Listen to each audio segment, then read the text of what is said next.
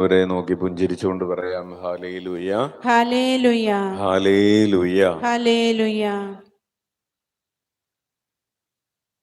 പ്രിയപ്പെട്ടവരെ, ഇന്നത്തെ ചോദ്യം, വചനം ഗ്രഹിക്കാൻ ദൈവം നിന്റെ ഹൃദയത്തെ തുറക്കുന്നുണ്ടോ? ഇതാണ് ചോദ്യം. വചനം ഗ്രഹിക്കാൻ എന്ന് പറഞ്ഞാൽ വചനം സ്വീകരിക്കാൻ ദൈവം നിന്റെ ഹൃദയത്തെ തുറക്കുന്നുണ്ടോ? ഇന്നത്തെ ഒന്നാം വായനയിൽ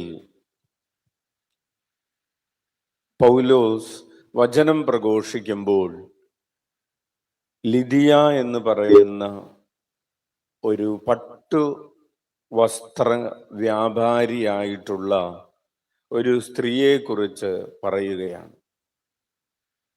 പറഞ്ഞിരിക്കുകയാണ്, ദൈവവചനം സ്വീകരിക്കാൻ ദൈവം അവളുടെ ഹൃദയത്തെ തുറന്നു.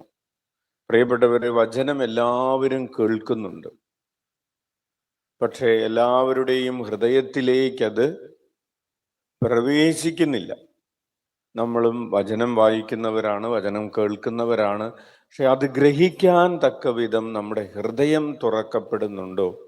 ഒരു ഉദാഹരണത്തിന് നമ്മൾ പറയുകയാണ്, പാപം ഉപേക്ഷിക്കണം. അപ്പോൾ ഒരാൾ ചോദിക്കുകയാണ്, പിന്നെ പാപം ഉപേക്ഷിച്ചിട്ട് വേണ്ടേ? അല്ലെങ്കിൽ വചനം പറയുകയാണ്, ക്ഷമിക്കണം. അപ്പോൾ ഒരാൾ ചോദിക്കുകയാണ്, പിന്നെ ക്ഷമിച്ചിട്ടാണല്ലോ എല്ലാവരും. അപ്പോൾ എന്ത് കേൾക്കുമ്പോഴും അതിനെതിരെ ഒരു ഹൃദയം അടച്ചു വെച്ചുകൊണ്ട് വചനം കേൾക്കുകയാണ്.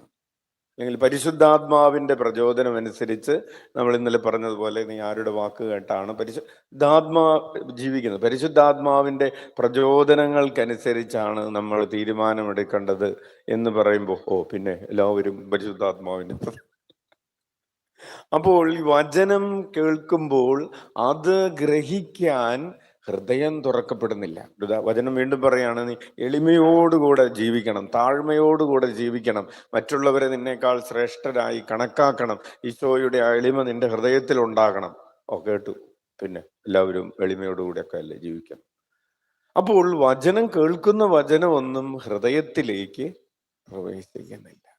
നീ മറ്റുള്ളവരെ നിന്നെ പോലെ തന്നെ സ്നേഹിക്കണം, ഇതൊന്നും ഹൃദയത്തിലേക്ക് പ്രവേശിക്കുന്നില്ല. കാതിൽ കേൾക്കുന്നുണ്ട്, അവിടെ വെച്ച് അവസാനിക്കുകയാണ്. അതുകൊണ്ടാണ് അച്ഛൻ ആദ്യം ചോദിച്ചത്, ഈ കേൾക്കുന്ന വചനങ്ങൾ അത് ഗ്രഹിക്കാൻ തക്ക വിധം നിന്റെ ഹൃദയം തുറക്കപ്പെടുന്നുണ്ടോ? ആരാണ് ഈ ഹൃദയം തുറന്നു തരുന്നത്?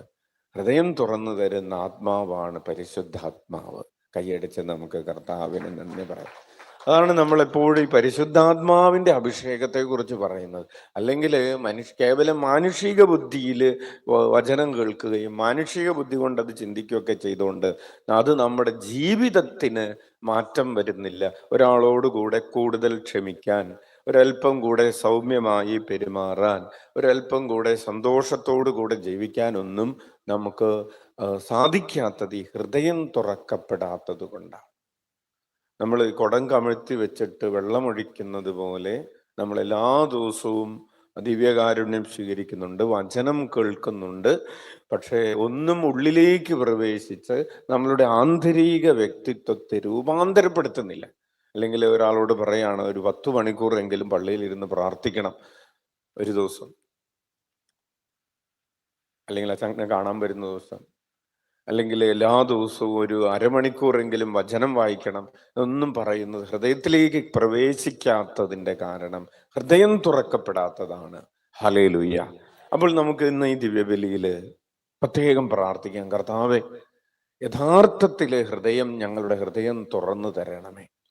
കമത്തിവെച്ച കുമിടം പോലെ ആകാതെ, മഴ പെയ്യുമ്പോൾ അത് സ്വീകരിക്കാൻ വേണ്ടി നിവർത്തി വെച്ച ഉടം പോലെ ഞങ്ങളുടെ ഹൃദയത്തെ അങ്ങയുടെ അഭിഷേകത്തിലേക്ക് തുറന്നു വെക്കണമേ എന്ന് നമുക്ക് പ്രത്യേകം പ്രാർത്ഥിക്കാം.